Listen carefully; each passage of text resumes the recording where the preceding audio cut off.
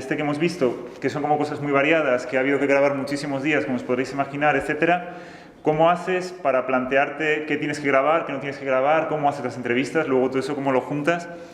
Y habíamos pensado un poco, lo más rápido que podamos, ir tocando todas las fases que hay, desde que se te ocurre la idea de que es un tema interesante, de que se puede hacer un documental, hasta que llegamos al estreno de hoy.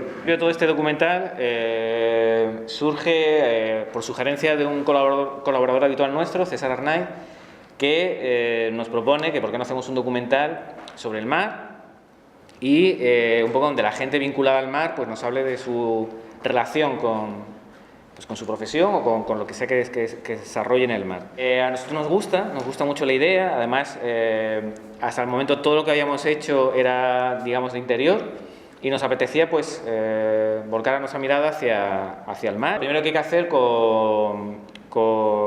para poder hacer un documental así es buscar la financiación, ¿no? Buscar cómo lo puedes hacer. Entonces, lo primero que se confecciona es un proyecto y con ese proyecto pues empezamos a moverlos por los lugares por los que pensamos que podrían estar interesados. Y en este caso eso nos llevó hasta la Consejería de Pesca, que nos dio el impulso, ¿no? de hacerlo.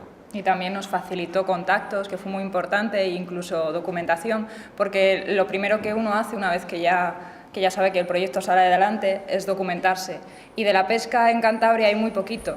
Entonces nos vimos con libros que eran un poquito antiguos, que eran difíciles de conseguir, es decir, que no podías ir a Estudio o cualquier librería a comprarlo, sino que teníamos que contar con los fondos de la consejería o de incluso gente particular que nos prestaron sus libros para que pudiéramos De hecho, la consejería, ¿te acuerdas? Nos pasó un libro que era el único que tenían allí, que ya no se había vuelto a editar, que era La pesca en Cantabria, que era de varios autores, que era de hace unos años y que te planteaban un poco cómo veían ellos el mundo de la pesca.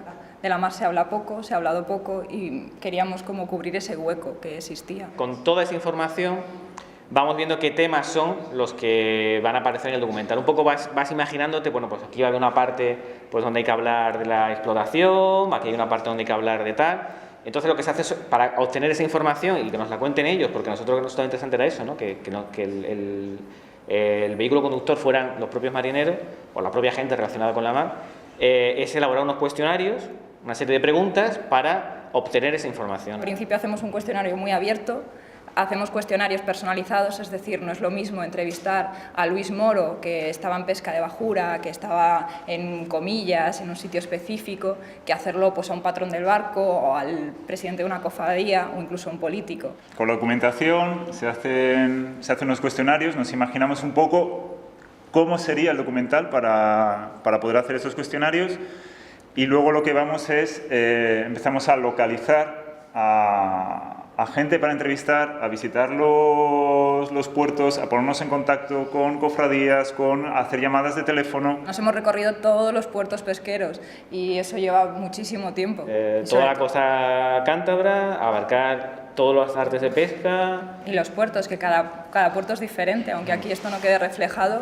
Llegas al puerto y tenías que hacer, aparte de los contactos, una pequeña investigación. Es decir, sí, todos tienen similitudes, todos se parecen y tienen rasgos, pero cada puerto aún así tiene sus peculiaridades y eso también nos parecía interesante. Por ejemplo, nosotros, lo que es grabación de Agentes de la Mar, pues igual fueron 9 meses o entre, digamos, la primera vez que le dimos al botón en la cámara y la última vez. Otra peculiaridad que tenía este documental, aparte de que teníamos que hacer entrevistas en sitios muy variados y visitar muchos puertos, es que había que hacer, se hicieron algunas salidas en barco para ver a los pescadores un poco en su trabajo, ¿no? Llega el momento de dar forma y de verdaderamente hacer el guión y la estructura del documental y allí entra lo que os comentaba Pedro Pablo, que las entrevistas estas tan largas, de alguna manera, y además no sé cuántas entrevistas se hicieron al final, pero una veintena igual. Sí, tantas. Hay que encontrar alguna manera de manejarlo eso para poder empezar a hacer el puzzle. Al principio, bueno, es vértelo todo y ir seleccionando material. Empiezas a ir vislumbrando los bloques, ¿no? Entonces te acabas dando cuenta que hay una serie de bloques por lo que tienes que pasar y que son lo que van a estructurar, lo que van a organizar el documental. Es decir, cada bloque se trabajaba como un pequeño documental.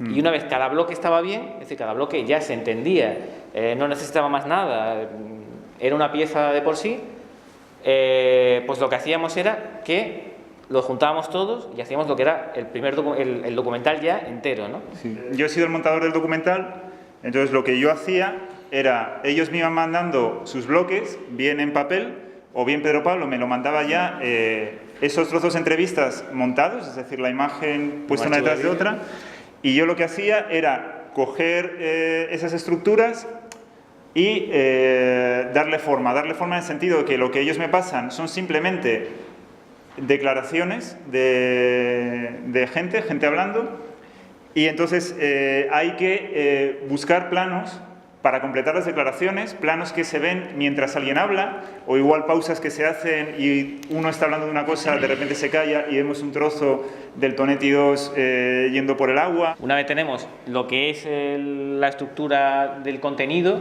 pues ya vamos montando lo que es la imagen, ¿no? Claro, los bloques se van montando ya en vídeo, son como pequeños documentales aislados, y lo que hacemos es verlo entre los tres y decir, este bloque está bien, este bloque está mal, este bloque no sé qué. Y luego, cuando más o menos estamos de acuerdo en que nos gusta un bloque, ya es cuando pegamos todo el documental. Cuando lo ves todo pegado, cosas que individualmente te parecían que estaban bien o que funcionaban bien, en un conjunto pues son lentas, lastran el ritmo del resto. Sí, o sea, para que os hagáis idea, habéis visto 54 minutos, la primera vez que lo pegamos todo, yo creo que era 1:40, sí, lo que duraba el documental. Por lo menos para mí es la peor fase, porque es la fase en la que tienes que quitar cosas, en las que, pues eso, lo has visto muchas veces y llega un momento en los que pierdes un poco el criterio, ¿no? De decir, bueno, es que ya, qué sé yo si ya se entiende bien, si no se entiende bien. Cuando ya tenemos una versión que estamos casi más o menos seguros, la probamos, se la proyectamos a gente y tomamos gente que nos contestaba anónimamente para saber un poco si... Hacemos un cuestionario de preguntas, sí, ¿no? Es como a la gente. Un pase para ver si lo que nosotros pensamos que funciona o no funciona. Porque llega un momento que ya no sabes lo que está pasando.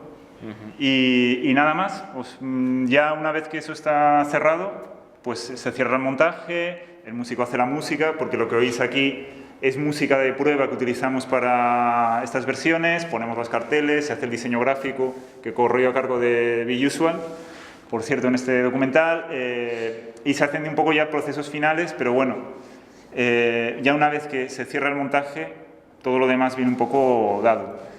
Y llega el momento de escenarlo, de compartirlo con la gente, de verlo con vosotros, y podéis suponer lo contentos que estamos.